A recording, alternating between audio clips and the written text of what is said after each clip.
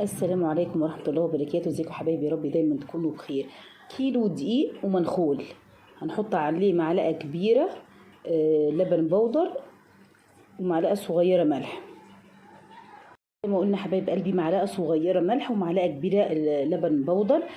طبعا الملح ده أساسي، والسكر والخميرة دول أساسي، لكن اللبن البودر ده مش أساسي، يعني دي إضافات، دي ممكن تحبيها هي والزبادي تحطيها، ما تحطيهاش براحتك، بنعزز الطعم بس. يبقى معلقة سكر كبيرة اهو على كيلو دقيق المنخول، ومعلقتين كبار خميرة فورية، خميرة جافة، ومعلقة صغيرة ملح.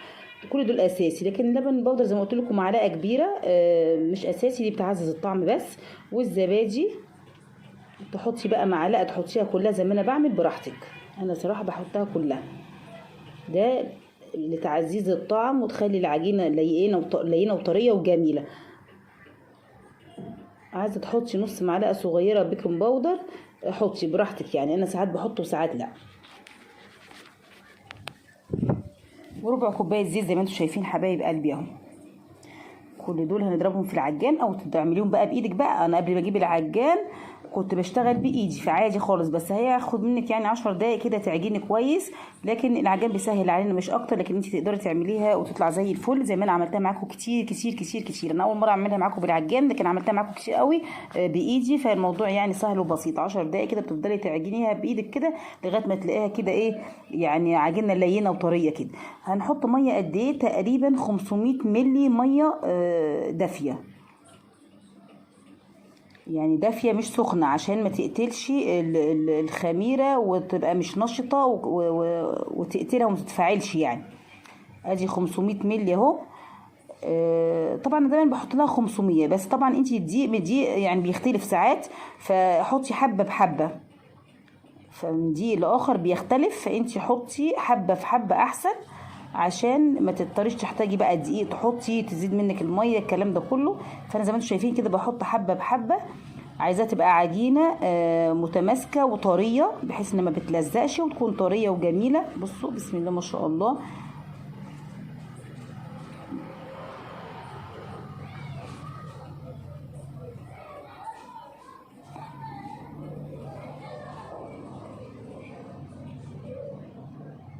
ما خدتش اكتر من 500 مللي ميه، انا كنت معايراهم. يعني لو كوبايه 200 مللي بتعايريها مرتين ونص. لو زي ما انت عندك شفشق زي ما انا عندي كده، الشفشق بتاع الخلاط او شفشق كده عادي بيبقى مترقم في 500 مللي اهو. بصي بسم الله ما شاء الله زي ما انت شايفاها كده اهي، بلمها كده من البوله بتاعت العجان. بصوا طريه وجميله ازاي، بس ما تلزقش يعني، بس هتبقى ايه النتيجه بتاعتها بسم الله ما شاء الله، ملبن الله اكبر. بصوا ملبن ملبن يا جماعه. انا عشان ايدي بس وجعاها فعملتها بالعجان، لكن انا دايما كنت بعملها معاكم بايدي عادي خالص اهو. بصوا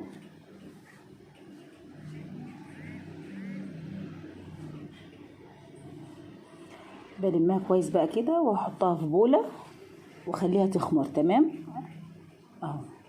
هندهن كده دهن الزيت من تحت ومن فوق اهو اهو.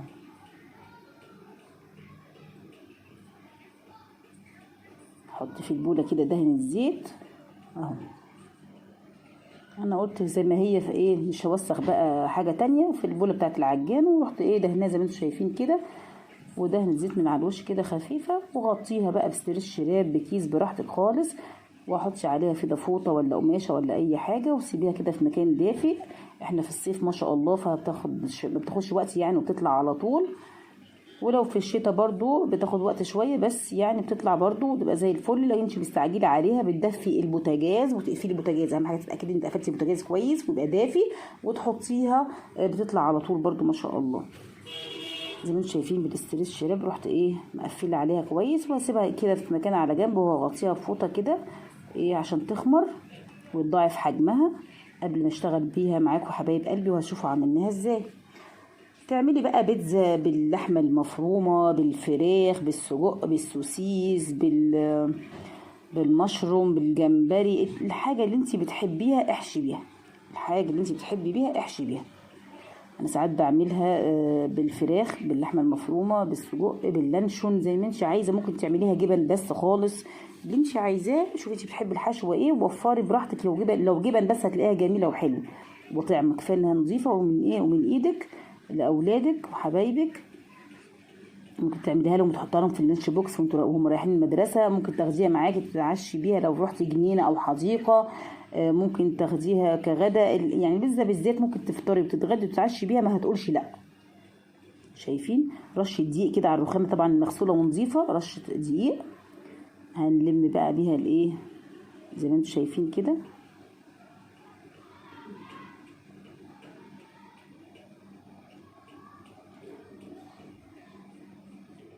انا عايزه كده ايه اعملها اسطوانه كده وابرمها كده عشان اقطعها بالسكينه بقى يعني بايدك براحتك. هنقطعها نشوف كده انت عايزه تعمليها كام صينيه.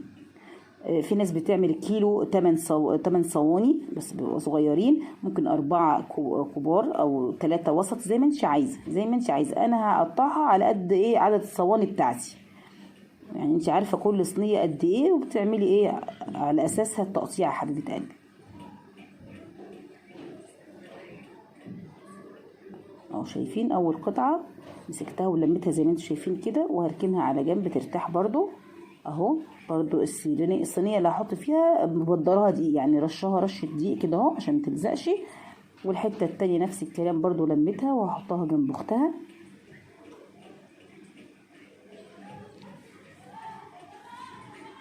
هنسيبها 5 دقايق او 10 دقايق ترتاح. هي خلاص خمرت. بص دي بقى بسم الله ما شاء الله. عشان انا عندي 3 صواني كبار فهعملهم زي ما انتم شايفين كده. انا عندي 3 صواني بتوع البسبوسه. ال3 صواني الكبار المقاس الكبير هتشوفوه لما اعمله معاكم. فعشان كده ايه قطعتهم على 3 صواني. انت بقى صوانيك صغيره اعمليهم 4 5 الوسط صغير زي ما انت عايزه. هغطيهم بقى باستريتش راب برضو او بكيس او زي ما انت عايزه. ده الاستريتش اللي انا كنت شايلاه من على البوله لما كان بيخمر اول مره. حطي الكيس او الاستريتش وسيبيهم يرتاحوا كمان كده 5 دقايق ولا 10 دقايق وارجع لكم تاني واحط عليها برضو الفوطه.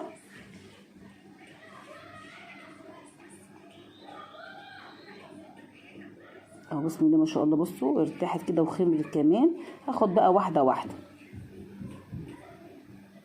خلي بالكم انا عملت معاكم البيتزا دي كذا مره بكذا طريقه. يعني في مره كنت بقطعهم من الاول كده اهوت واسيبهم يخمروا بالمنظر ده. والمره دي لا سايباها كلها كانت حته واحده وبعدين قسمتها زي ما انتم شايفين. يعني عجنتها الاول وسبتها تخمر وهي حته كامله وبعدين قسمتها 3 وسبتها 10 دقايق كمان. لكن ساعات كنت بقسمها من الاول خالص بعد ما اعجنها بقسمها على 3 كور زي كده واسيبها تخمر من الاول للاخر وهي متقسمه كده تمام. زي ما انتم شايفين رشه دقيق كده اهوت على الرخامه المغسوله. قلنا برضو تبقى نظيفه. او لو انت عندك المفرش اللي هو السيليكون براحتك خالص. ومن النص لبره ومن النص لبره بحيث ان انت تعمليها دايره. حاولي تعمليها دايره على قد الصينيه اللي هتعملي بيها. ما بتبقاش يعني رفيعه قوي. السمك بتاعها ما بتبقاش رفيعه قوي ولا تخينه قوي لان هي بتتنفخ شويه وفي الفرن طبعا وتعلى لان هي مخبوزات. فانت هتشوفي سمكها عامل ازاي دلوقتي.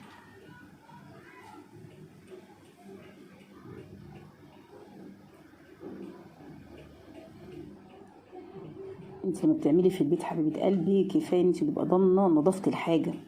يعني الحاجه اللي بره ممكن يكون يعني عشان ربنا يحسن سوقها بتبقى طعمه وكده. لكن في البيت والله العظيم جربي هتلاقيها طعمه جدا ونظيفه قوي. انت ما تضمنيش الحاجه اللي بره دي نظيفه ملوثه بتجيب مرض لا قدر الله. احنا مش عايزين اولادنا ياكلوا الا اكل صحي على قد ما نقدر يعني. او على الاقل يبقى اكل نظيف.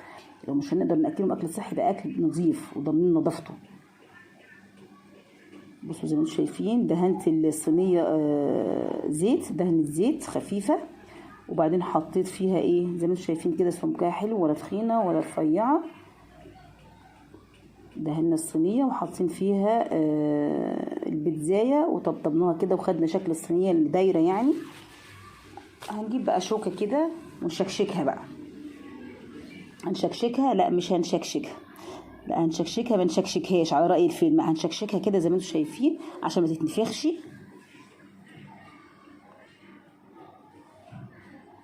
بعد ما نشكشكها كده في كل حته فيها هنحط بقى صلصه البيتزا. لو عندك صلصه بيتزا بتحطيها. الا بقى صلصه البيتزا اللي احنا متعودين عليها وانا عاملاها في البيت وبعمل منها كميه، وما عوز بطلعها من الفريزر اشتغل بيها على طول. لو ما عندكيش بقى ولا دي ولا دي، بتحطي شويه صلصه على شويه كاتشب على معلقتين زيت على فلفل وملح وشويه توابل وتدهني بيهم، فاللي موجود عندك. في ناس بتحط كاتشب بس، برضو انت اللي انت عايزاه. ظبطي اللون بتاعك، ظبطي اللون بتاعك كده والدهان كويس، لان الحروف لما بتستوي يعني لونها بيفتحها وكده، فانا بدهنها كويس كده، وما تكتريش قوي عشان ما تبقاش طريه قوي والعجينه منك تطرى. زي ما انتم شايفين كده مسحه حلوه كده. انا هعمل واحده واعمل الباقي بعد كده بنفس الطريقه مع نفسي عشان ما اطولش عليكم. حطي بقى الحشوه اللي انت عايزاها، عايزه لحمه مفرومه متعصجه حطي، عايزه فراخ حطي. انا عامله معاكم بكذا يعني طعم وبكذا حشوه، لو انتوا عايزين ترجعوا للحشوات التانية، بس هي بطريقه يعني بنفس الطريقه اللي هتحطي الاول الحشوه. انا ده لانشون وانا بشراه بالمبشره اليدويه اللي على ايدي عادي. لو انتوا عايزين بالاطعمه التانية ارجعوا للفيديوهات هتلاقوها موجوده، واعملي زي ما انت عايزه بقى، بنقائق، بسوسيس، بسلامي، باللحمه المفرومه، بالفراخ، بالسجق، زي ما قلت لك، يعني في انواع كتير للبيتزا. شوفي انت بتحبي ايه، ان شاء الله بالجمبري وحطي. بصوا بقى، عندي فلفل الوان بحط، ما عنديش بحط زي ما انتم شايفين اخضر وشطيطه. وطبعا الشطيطه اللي بيحب الحاجه سبايسي، اللي ما بيحبش خلاص بلاش. ده برضو الحشوات دي اختياري، تحطي فلفل ما تحطيش، تحطي لانشون ما تحطيش، تحطي جبن ما تحطيش، اللي انت حباه واولادك بيحبوه بياكلوه اعملوه له على رأي ملك بقى، ما تستخسريش. بص بقى، لو عندك زيتون اسود او اخضر حطي. شرايح الزيتون المخلي ده بيدي طعم حلو قوي صراحه، واحنا بنحبه فبنحط. اللي موجود مش هي كلها يعني بتعزز الطعم، فاحنا بنحط اسود اخضر مش هيفرق. هحطها على الرف اللي فوق الشبكه على طول، يعني الصاجه اول شبكه كده فوق اول رف، يعني اول رف كده احط الشبكه فوق الصاجة على درجة 200. ما بتاخدش 10 دقايق، ربع ساعة بالكتير. أول ما الاقيها احمرت كده من تحت ومن الجناب أروح مطلعاها وأحط الموتزاريلا وأشغل الشواية بس تسيح. أنا مش عايزاها تدي لون، عايزاها تسيح بس وتبقى حلوة. هشوفهم مع بعض. أو طلعناها حبايب قلبي. يبقى فوق الصاجة على طول بحط الشبكة على أول رف فوق الصاجة على طول. 10 دقايق ربع ساعة بالكتير. أول ما تحمر من تحت ومن الجناب زي ما انتم شايفين كده وتتشمع، هروح بقى احط بقى الجبنه الموتزاريلا بتاعتي. عايزه تحطي بقى جبنه رومي وجبنه موتزاريلا، عايزه تحطي ميكس براحتك، بس احنا بنحب الجبنه الموتزاريلا عشان تدي لون كده يعني تسيح وتدي مطه كده حلو. اهو بصوا، هنشغل عليها الشوايه ونطفي من تحت عشان انا ما عنديش الاوبشن ده، يعني ما عنديش ان هو يبقى فاتح البوتاجاز من تحت ومن فوق، لازم اقفل من تحت وافتح من فوق الشوايه. اهو بصوا، بسم الله ما شاء الله، طلعتها زي ما انتم شايفين كده. الله الله الله الله، لسه سخنه بقى، بسم الله ما شاء الله. بصوا يا جماله يا جماله، ايه الحلاوه دي، الله اكبر الله اكبر. بصوا اللون الذهبي الفاتح الجميل، مستويه وزي الفل وطريه. قطعيها بقى براحتك، انا بقطعها بمقص، انت عندك بقى القطاعه بتاعت البيتزا براحتك، وحطي بقى كاتشب ومايونيز بقى وعيشي حياتك ودلعي اولادك.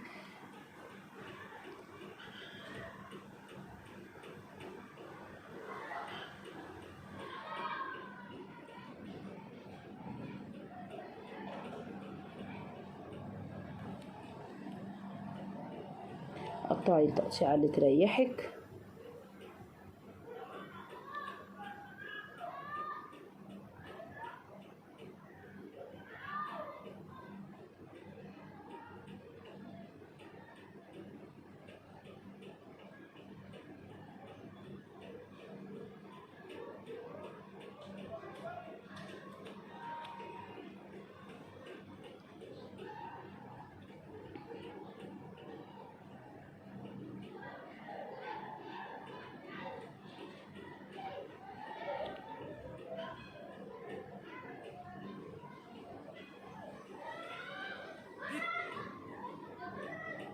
بصوا سمكها بقى لما طلعت من الفرن، بصوا سمكها بسم الله ما شاء الله. بصوا طريه ومفخفخه ازاي بقى، ومحشيه وحاجه قبها يعني. بسم الله ما شاء الله، الف هنا وشفا على كل اللي هياكل. ولو وصلتوا معايا لغايه هنا يا جماعه، ما تنسوش تصلوا على النبي عليه افضل الصلاه والسلام، وجربوا يا جماعه مش هتندموا. بسم الله ما شاء الله.